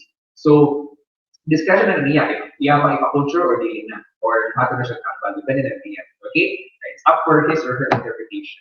Okay, ayan. So that's for the clinical significance of leukocyte esterase. Take note again, as I mentioned, there are diseases, no, or conditions in which there is increase in white blood cells in your urine, meaning pyuria or leukocyturia, but without bacteria or without the increase in the number of bacteria. Alright? Example that is the inflammation of the urinary tract, no, especially in acute interstitial nephritis, drug-induced acute interstitial nephritis. So later, when we go to the renal diseases, I'm going to discuss further. Okay, alright. Now, what is the reagent strip reaction for your leukocyte esterase? Very easy to remember. It's the name of the test pad. Leukocyte esterase reaction. So once you have principle, in the presence of leukocyte esterase, an ester will be cleaved to form an aromatic compound, indoxyl and an acid. And this indoxyl and acid will combine with a diazomium salt found in the reagent pad to form an azodide or a purple compound. Alright, so positive result niya is purple. Alright, so unsa to ang reagent ester. Basta na ester, leukocyte esterase. Nasa pangalan na esterase, leukocyte ester. Okay? Leukocyte esterase, yung reagent dapat na ay ester. So take note of that. Ito mga reagents na ay ester. Okay? Ester. False positive, of course, strong oxidizing agent. Because again, the oxidizers may intensify the esterase. Okay, so therefore positive. Formalin, highly pigmented urine and nitrofuran point. Okay, because again, they may mask the color, no, of your reaction. And contamination with vaginal discharge, especially vaginal discharge, because the vaginal discharge may include WBCs, no? And these WBCs may react also with your reagents there. All right, now false negative, of course, high concentration of protein, glucose, oxalic acid, kanisa sila because they increase SG, specific gravity. And once you increase the specific gravity, the white blood cells will prenate, meaning pagawas po ng daan nila, medyo wala na, medyo na-use na sila. So dili sila ka-release sa esterase na enzyme. Okay, so false negative. Whereas for ascorbic acid will compete with the reaction with the diazomium salt. So therefore, walay dili ma-produce to colored compound. Colorless product na diapon siya. So sumasapaw na si ascorbic acid. And in accurate timing, take note that this is the longest, diba? Gas. It takes 2 minutes for it to react. So dapat yun 2 minutes na to siya i-react. Dapat dili less, dili pud more. Okay? Dapat 2 minutes. Okay? Because again, if inaccurate timing, possible pa na, if early mo siya nabasa, possible na wala pa dito na fully develop ang color. If too much na po, possible na intense na. Nawala na itong original niya na reaction. Okay? So, dapat 2 minutes din siya. Alright? Now, note, kita ganito na yung mga esterases na leukocytes. You have, of course, the bed, granulocytes, and you have histiocytes, monocytes, and as I mentioned, Trichomonas. Take note, the most common WBC, ayan, in your urine is neutrophils. Take note of that. The most common WBC in your urine is neutrophils. And again, no esterase is ito, lymphocytes. Now, what is some of the diseases na ay leukocyturia, na increase in WBCs, pero wala increase in bacteria? You have there trichomoniasis, mycosis in the form of yeast infections, chlamydia, mycoplasma viruses, tuberculosis, and inflammation of your urinary tract, such as acute interstitial nephritis. Remember, if makalimutan pa mo, kung sa itong WBC na very distinct or pathognomonic yun for acute interstitial nephritis, there is increase in eosinophils, diba? And eosinophils is a granulocyte, so na siya esterase. Okay, so now, sana naman, remember pa, that's microscopic or sa renal disease. No? Take note of that.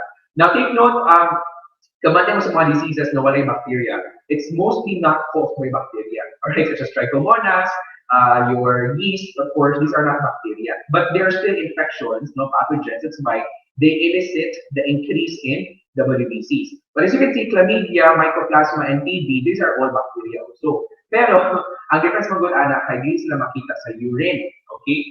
They can be difficult to recover from urine microscopically. That's why hindi siya makita sa microscopic kasi sila ng mga bacteria. Although they are bacteria, no, their numbers will not increase, or their numbers, if increase magani, cannot be seen under the microscope. Because again, medyo lisod sila makita. Chlamydia, of course, that's intracellular. Mycoplasma, that's cell wall deficient. TB, of course, you need acid-fast staining for them to be seen, no? Because if dili mo i-stain imuhang urine, if mo siya microscopic, of course, bacilli man siya, they will appear colorless or wala sila any distinct na color. So therefore, pwede siyang ma-mistaken as a bacilli, gram-like bacilli, diba? So that's why pwede siyang, muna siya mga causes na nung, although increase sila ang concentration in infections, pero because they can be difficult to see under the microscope, so pwedeng di accurately determine yung concentration. That's why leukocyturia na siya, daghan siya WBCs, pero walay bacteria na na-increase. Okay, alright. Now correlations, of course, protein, nitrite, and microscopic yapon. Now take note that normally there are about 0 to 8 WBCs per HDF. But greater than 20 na ganit per HDF that indicates infection or inflammation. Alright, ayan. Now, in women, usually increased WBCs are seen more in the urine of women kaysa sa men. Why? Because again, number one, the urethra of women are shorter to men, and that's why your women are more susceptible to UTI. Another is because of vaginal secretions that may be introduced to your urine, and these vaginal secretions may contain a lot of WBCs. Okay, so that's why sila ang mas daghang WBCs na pwedeng makita. The results of your leukocyte esterase, mahalag intense na yung color, it doesn't really signify kung say concentrations of WBCs. Alright? So it could be that sensitivity lang siya. It can detect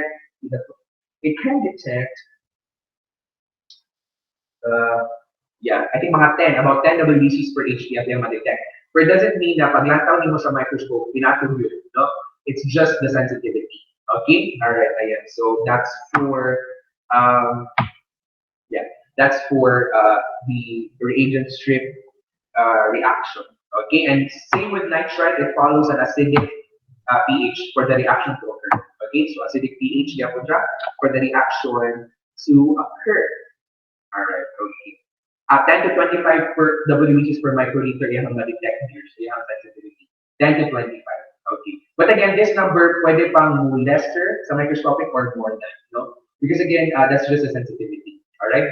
The advantage put here, dears, is that it can detect lice, no WBCs. So if mo positive siya sa esterase, yan, kung laki makitaan sa microscopic na WBCs, it could indicate na di lice na. Especially in alkaline urine. Alkaline urine can facilitate, no, or can induce the lysis of WBCs and even RBCs, if I remember. So that's why the positive siyang esterase, kaya ni-lyse na itong WBCs sa urine, so muna na-detect siya sa pad. Yan, negative sa microscopic. So yung positive siya sa nitrite, pero negative sa microscopic, one of the assumptions you can make is that the WBCs have been lysed. So you check yung pH, mas yung alkaline na. Alright? Okay. So that's still significant, kay meaning na lyse ang WBCs.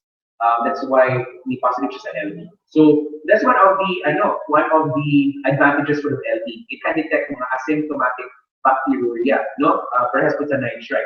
Because even if wala pa yung symptom ng patient, no, because of their sensitivity and principles po and reactions, they can already detect the presence of these bacteria and WBCs, which can indicate already an infection, even though the patient is not exhibiting any symptoms. Okay? Alright, that's a great advantage po of these two tests. Alright, so sila ginagawa ang partner. Kung si bilirubin ng euro ang partner, si LE and si nitrite yun ang partner. So yung mga results, kung positive si nitrite, natawag ko din ng LE. No? Kung positive ko ng LE, positive ko ng nitrite, then back, right the buzzer, the patient has UTI. Okay? Alright, and if negative si nitrite, positive si LE, or either way, then you have to look at other other reasons. Basi na ay interferences, kato mga factors affecting nitrite and also LE na mga tests. Alright, okay, so that's for leukocyte esterase. And again, isa itong mga increasing shades of purple, see leukocyte esterase. So ito na i-summarize, ayan, mga mnemonics, para easy na lang to remember. Isa itong mga reagent strict parameters na kinakang positive result ay purple or violet. So sa mga purple, itong mga positive, you have ito man, BKL. Bilirubin, ketones, and leukocyte esterase. Naka-take note. So, sama pag naman guys, bakla, no? Bakla na gusto ang purple. Okay. Tsaka lang. Bakla na gusto ang purple. BKL, bilirubin, ketones, and C, leukocyte esterase. Kita mo ito mga positive of pink. Alright? Positive of pink, at what I remember is fun. P stands for pink. Ayan, pink. Tapos UN. Kasi sila mga takang pink natin. So U is urobilinogen, and N for nitrite. Take note of that. Mga colors ha, kaya sila man ito mga common tayo. The rest, kung may bahala. Especially sa mga glucose pH, no? As I have mentioned, there will be mga questions about that. Which of the following is the positive result? What is the polar reaction? No? So, ayan. So again, purple, BKL, BB, ketones, leukocyte esterase. Pink, fun. Pink, UN. Okay, pink, UN. Euro and nitrite. Alright. Take note, kita mo itong high SG. Ako, itong mga interferences lang. The mnemonics, take note of that. Para medyo easy lang to study for you guys. Para, I'm making your life easier. Charot. Ano si Lord? So, kita itong high SG. Kung high SG, let's say high SG ang specimen, kita itong mga false positive, and kita itong false negative. Alright. False positive, isa, you have protein lang, siya lang isa. Okay, hindi ako nakita. Kung false negative naman, the high SG, you have GBN. Glucose, blood, and nitrite. Take note of that. So GBN, glucose, blood, nitrite. False negative kung high SG. False positive naman, si protein. Next, kita mo itong mga false negative sa nitrite. You have affected by nitrite. Okay. False negative, nitrite, nitrite. Okay. Due to nitrite na false negative sila, you have ang duha B, blood, and C, bilirubin. Okay? Based ako nakita din sa basin ako nakaligtaan, i-add na lang ninyo. Alright, okay. And then next is sa formalin. Ayan, wait, let me check. Naani siya sa you notes actually. Kanirang formalin. Yeah. False negative for formalin. Isa may false negative sa formalin. So, right. Formalin, pang TikTok din sa inyong mga mnemonics. Formalin, ang false neg, you have BU, blood and urobilinogen. Blood and uro. False positive usara for formalin, you have LE. Okay? Leukocyte esterase. Okay? So, take note of these mga mnemonics. It may help you. Nabasa na ba niya? Nabasa na ba niya? Ayan. I hope I think nabasa na. Okay? Take note of those mnemonics, dears. Okay? Very important. Para at least easy na lang, no? Okay, of course, kung ako'y nagamas ng exam na din na, which of the following false positive for glucose? Letter A, letter B, letter C, letter D, ana. Morse type na dahil, ana na siya sis. Okay? Alright. So, if ako'y nagamas yung questions, pwede naman. So, good for you. Charot. Ana na, girl, para at least, ano na. Okay, na mga questions at words, actually. Okay, alright. So that's for your chemical reagent strip. So those are the standard, no? Standard yun na sila na reagent strip. Okay? Okay, ayan, reagent strip, standard. Okay. Now, di ba, 10 minutes nakabok, no? From glucose and esterase. So medyo ang tagal natin, years, no? Pasensya. Wala na, we're not on the right schedule na. Supposed to be microscopic na ito ang pre-recorded na sorry naman. I'm just a person. I'm not perfect. Baka lang either. Tsaka. Anyway, so we'll now proceed to the additional na mga parameters. So, of course, the next one is, of course, ato ang pabibo na reagent parameter, of course, your ascorbic acid. Your ascorbic acid, why is it included? It's because it can really cause a lot of interferences, no? And these are the mga interferences you have, of course, the mnemonic, popular, bibilang. Okay?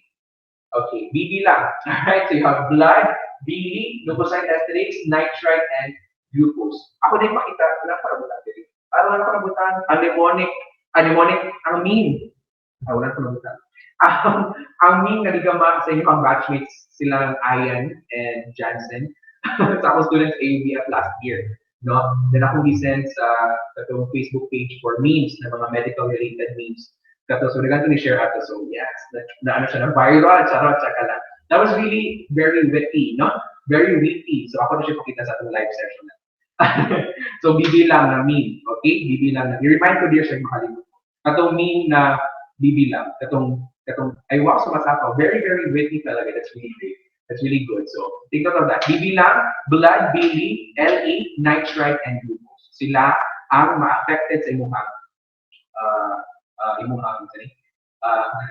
ma-affected ascorbic acid. Remember that the principles of these parameters, they usually follow either peroxidase or katong diazomium salt, no? Because remember that your ascorbic acid, ang iyang buhaton sa peroxidase, no? Sa peroxidase na part or sa peroxide na part, imuhang ascorbic acid, instead na siya ang reduce, instead ang peroxide ang i-reduce, ang ascorbic acid ang magpa-reduce sa peroxidase. Okay? So what happens is, wala na, hindi na ma-oxidize noon ang imuhang H2O2, imuhang chromogen, di ba? Remember, sa ito ang principle ato. Whereas for the diazomium salt, si ascorbic acid mo react po sa diazomium salt. Compete siya with the diazomium salt. So therefore, di ba, what na color product, end product na mahitabo or ma-produce. Okay, so again, that's what happens, no? So there is a peroxidase, and sila usually ang mga affected. Peroxidase and those na ay diazomium salt na mga principle, di ba? Your bilirubin, leukocyte esterase, hindi sila mga diazomium, di ba? Kaya na yung mga diazomium salt. Si blood and si glucose, sila ang mga peroxidase activity, imuhang principle, di ba? That's blood and si glucose. Okay? Alright, remember that, diba? So sila yung ma-affected. Okay? So again, 11th reagent pad is your ascorbic acid in some of your mga reagent strips. So ascorbic acid usually greater than equal to 5 mg per dl ang sensitivity. Actually, na yung mga daghang principle years, but one of that is the reduction, tama ba? Yeah, the reduction of phospholipid by ascorbic acid to the formation or the combination of ascorbic acid and phospholipid to produce molybdenum blue. Alright, so yung positive result guys, changes in blue, shades of blue. Now C6, which is a brand, it detects ascorbic acid after 10 seconds. Ang sticks kay 60 seconds. And iyang sensitivity is about 25 mg per dl. Now according to Henry, of course, GCMS, gas chromatography, mass spectrometry ang best method. More accurate quantitative method. The principle is decolorization, right? Pag-reduce yung color, or tama ng color. And reagent is dichlorophenol, indophenol, and colors is decreasing blue na color. That's one of the principles na sa lain na test trick, no? It's decolorization. Magka-weaken or magkagagmay ang color, no? Decolorization. Alright. And, yeah. Ayan, so, muli siya. Okay. Okay, ayan, tama. So, reducing agent siya, and it's the one oxidized instead of the chromogen. So, mara siya point niya po, no? Instead na siya, H2O2 ang ma-reduce, okay, para ma-oxidize yung chromogen, ay mo H2O2 na noon, ay mo ascorbic acid noon ang na-reduce. So therefore, dili na ma-produce or dili na ma-oxidize to imong chromogen. Okay? So ascorbic acid na noon. Okay? Alright, again. So that's for the ascorbic acid. Again, the 11th reagent pad. Now, meron siyang ginatest because it can interfere to a lot of the reagent strips. So, ano sa may ginabuhat sa mga manufacturers para dili na lang jud ma-affected yung mga test strips, no? So, for chem strip, usually, ang yung ginabuhat, especially for blood, no? Usually, ma-detect mo yung interference sa ascorbic acid kaysa pag-examine mo blood. Let's say, mo positive ka o RBC sa imong microscopic, pero sa imong reagent strip negative imong blood. So, dila ka makain mo na, okay, na-siya interference, no? Especially by ascorbic acid. So that's why for chem strip sa blood na reagent pad, ilahang ginabutang additional na murag pad, na murag upper pad that is made up of iodate, no? Iodate scavenger pad, iodate, no? And this iodate, what happens is siya ang mo react sa imong ascorbic acid, no? Siya ang mo react sa imong ascorbic acid para dili siya interfere sa real test yun or sa katong test din na nahitabo sa reagent pad. Okay, so iodate. Another is for VChem, na test strip. Ayan, they have a separate test pad good for ascorbic acid. Para again, to alert the laboratorian, to alert the medtech na if positive yung mga ascorbic acid na pad, it means na na-high interference na pwedeng mahitabo sa other reagent pads na ihang affect.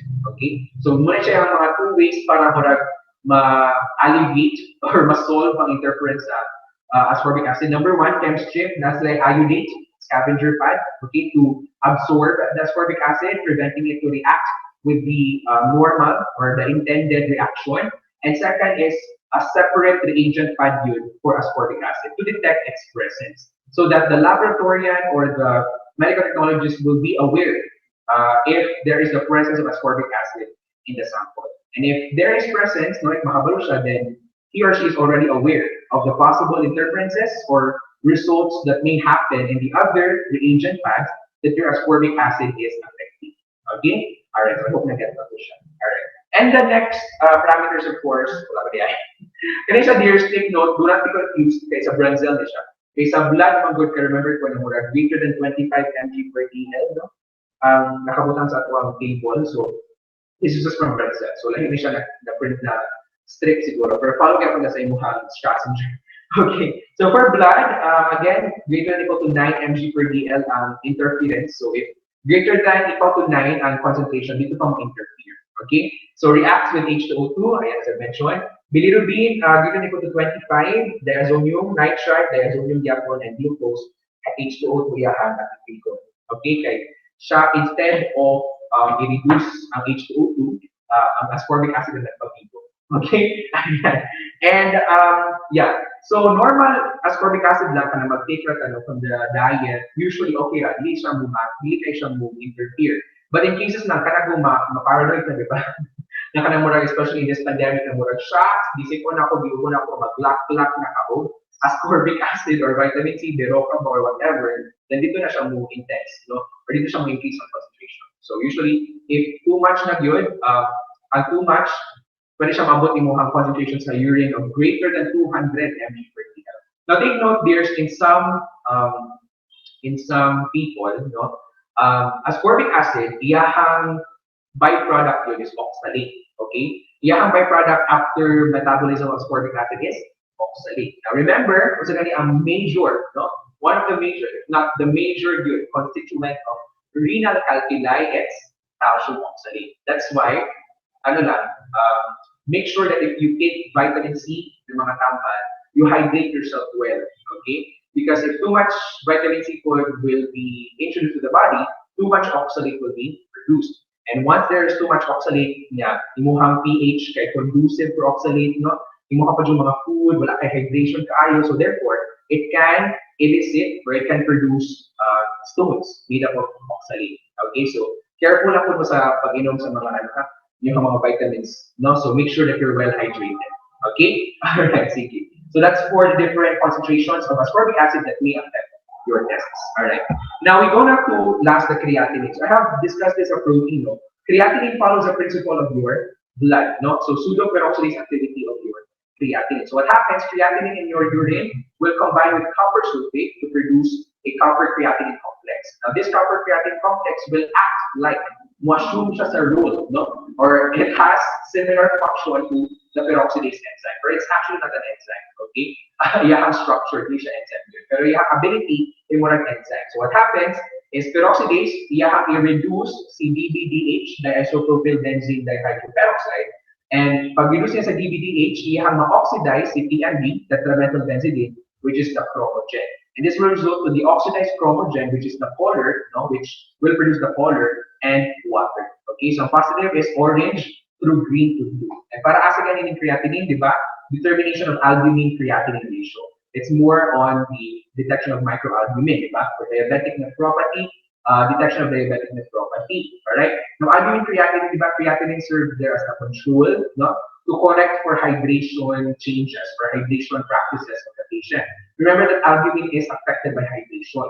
So therefore, at least if you mo siya i-compare sa creatinine, which is constantly produced, no, regardless of hydration or what, then at least, where ma-correct siya na, okay, if imuhang albumin level is kanila good, then it's really caused by the amount secreted and not because of hydration. Okay? Because hindi mo siyang di-correct, hindi mo siyang di-partner of something na constant na ma-produce. Okay? So I hope na-get to.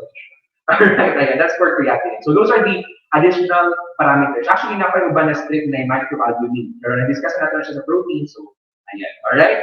Okay, so that's for your chem exam na yun, the standard reagent strip testing. Oh my God, that is a mouthful. Alright? Medyo ginawa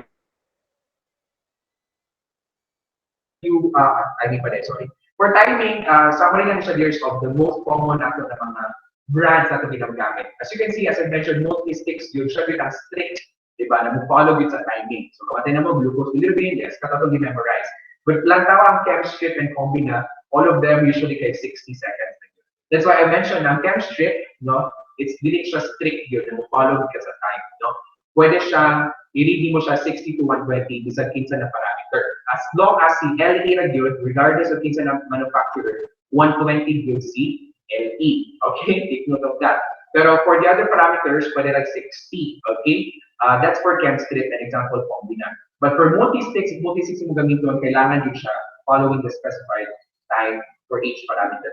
Okay? Alright, sige. Because again, ang chem strip, na-stabilize ang reaction at 60 seconds. So, medyo stable ang reaction. So, munang, pwede na siya i-read yun at a later period of time. But for multi-sticks, dapat yung specific, no?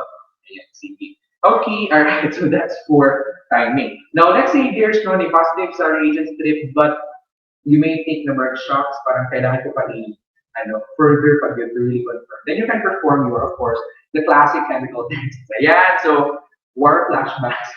May nagbabalik kasi yung handout ni Ma'am B na taas kayo katong tables. Pinanap ko siya. But for this purpose lang here, so really na to bigtanan ng mga analyze. So ako na select to common yun. So of course, protein, no? Your protein can be qualitative or quantitative. So ako na mga red na ito ang i-talk about. So of course, the heat and acetic acid. So nasa pangalan na you use acetic acid and then of course, you expose it to heat. Okay? And the positive result is of course, white turbidity and cloudiness. Another one is of course SSA. We have discussed that. Your SSA is a cold precipitation test, meaning you don't apply any heat. You add ka sa agent and then you wait for the reaction. And what is the positive result? White turbidity pa din and cloud or cloudiness. And of course, BioDef uses 10% NaOH, KOH. This is the most commonly used method in clinical chemistry ng mga analyzers, di ba? Routine clean chem method. Pero ang reference method for protein determination, di ba, is the GelDAL or K-GelDAL method. Okay. So again, violet albumin is positive violet, albuminosis and pentoses, meaning albumin and sugar, and pentoses kay positive rose na color. Next for quantitative, kaya po mga red, so pwede na itong maka-estimate sa concentration of protein found in your urine. You have the S-VAX, I think, na-discuss naman sa una sa lab na guy, I think, nami video ani, sa UBS before, kung third year mo. Wow, that's good. Yung mention ko na third year mo, Pero sa nakadugay ko, it was like last year, no? Tapos pasa away. But anyway, what their existential crisis. The reminisce. But anyway, S-VAX, of course, it uses S-VAX reagent, picric acid, citric acid. Kung say positive result, you measure, no? The height of coagulum. So you measure the height of coagulum. So quantitative.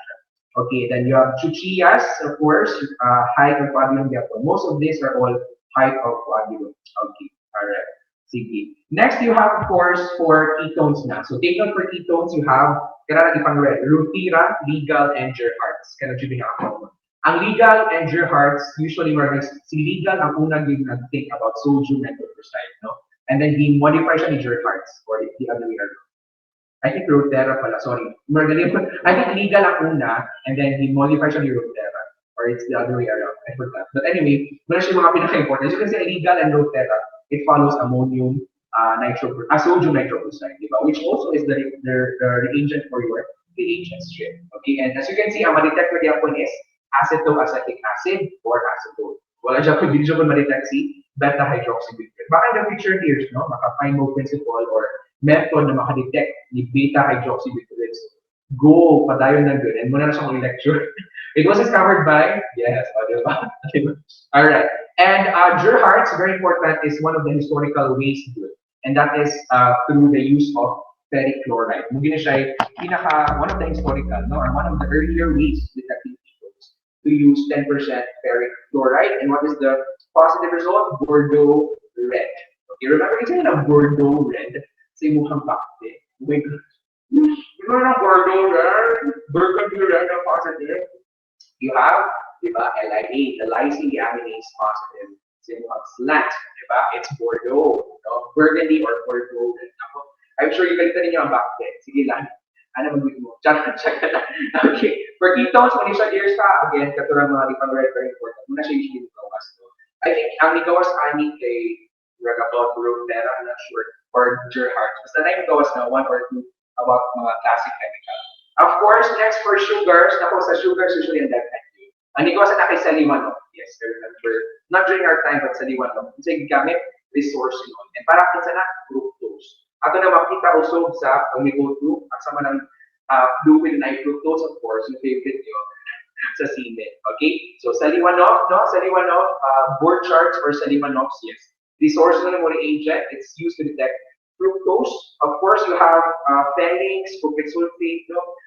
Benedicts, of course, we have discussed that cupric sulfate, yapon, copper sulfate, yeah, yes, and then my expected results. Rubner's also, I think they go out to siya before.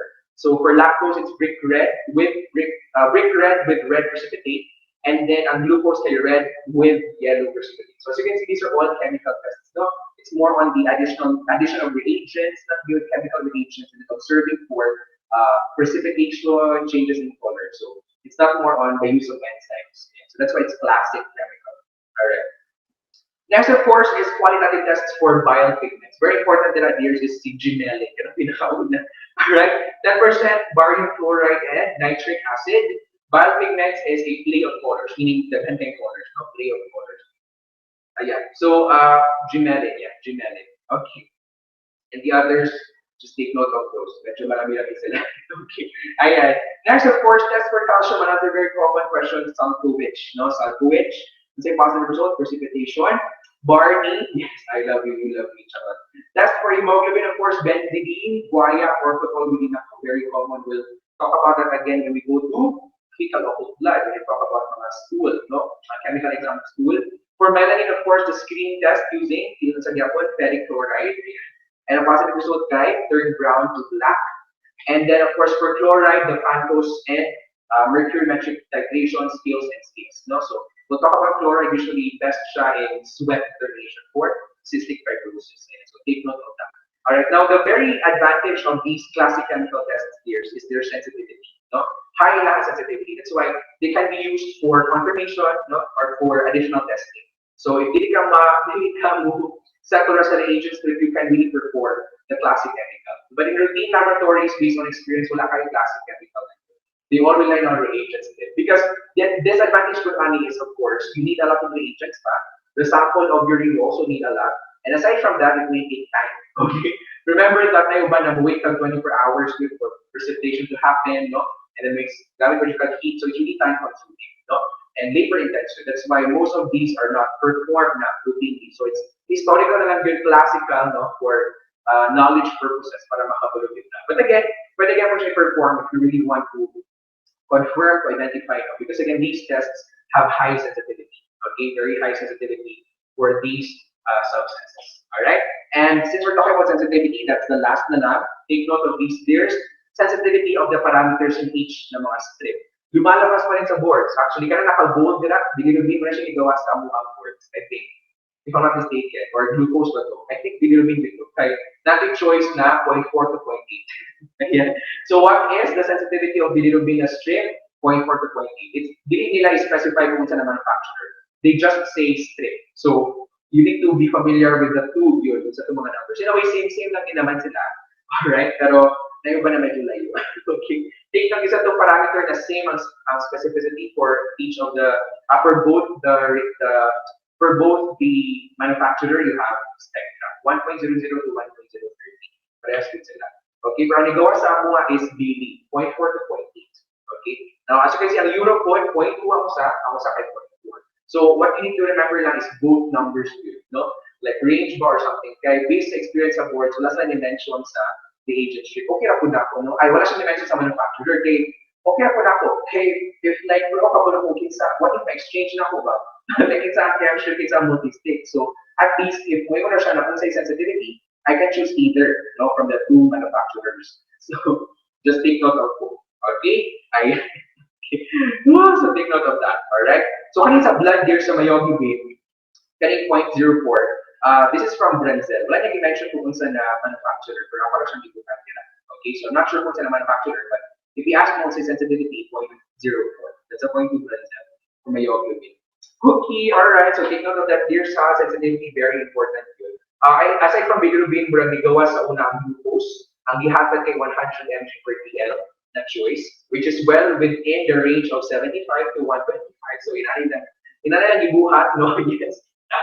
So take note of that. Pero sa muha, I think it's bilirubin. Murag actually nigawa sa sensitivity. I think bilirubin. No, 0.4 to 0.8. So nag-press the buzzer before agad-agad. Kaya 0.4 to 0.8. Okay? Alright. And that's the end. Yes. That's the end of our discussion on the chemical exam. No, pasensya medyo natagalan yung years, no, we're well behind na kita sa schedule, but ato siya kung target sana matapos na ito before conference. Okay, kay dili ko mapakalit, dili ko makakumana before conference. Okay, kay at least man lang, nakabita o so, no, na-review na ko siya before mo mag-exam. Okay, para at least kapasar good. If not, kamundi ako sa top 10. Okay, alright. Sige, so that's all for Chem exam. So we're done with Chem exam, of course, the next is Microscopy. So I'll do my best again to send again the notes and the lecture document because the guy came about a class also. But I like that, no? So I hope that I'm gonna learn that one and I review you what you already know. All right. So thank you so much, dears, for watching. Okay, and for listening. So I hope that I'm gonna learn. Take note of our mnemonics. Don't forget. Okay, very important. And I'll see you in our next session. Okay, maybe live or pre-recorded. Okay, so thank you, dears. I keep safe.